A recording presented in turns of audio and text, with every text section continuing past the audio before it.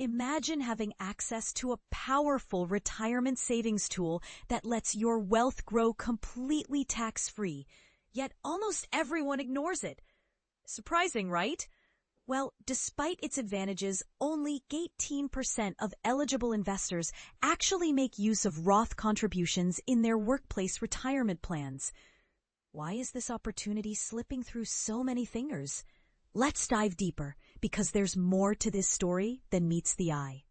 The vast majority of employers, about 86% of retirement plans like 401ks, offered a Roth contribution feature in 2024.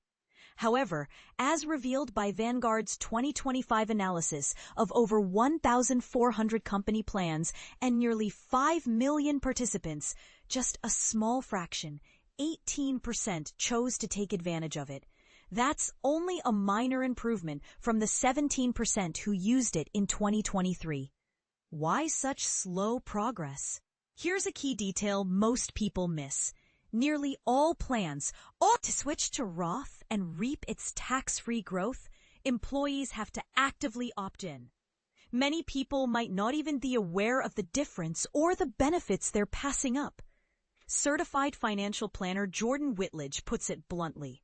I don't know that people truly grasp how valuable tax-free growth can be over decades. There's also a clear trend in who chooses to use the Roth option. According to Vanguard, younger investors and those with higher incomes are much more likely to choose Roth. But does that mean it's the right choice for everyone? Let's break it down simply. Understanding the Roth 401k, how does it work? Most employer retirement plans offer two basic paths for your contributions: pre-tax, traditional, and after-tax, Roth. There's even a third, less common after-tax option for those looking to contribute above the standard limits. For 2025, you're allowed to contribute up to $23,500 to your 401k. If you're 50 or older, you can make an additional annual catch-up contribution of $7,500. This extra amount increases to $11,250 for participants aged 60 to 63, giving those nearing retirement a final boost. Traditional pre-tax contributions lower your taxable income now, providing an immediate tax benefit. But here's the trade-off. You'll have to pay ordinary income tax on every dollar you withdraw in retirement, based on your tax bracket at that time.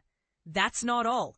These pre-tax accounts are subject to required minimum distributions, RMDs.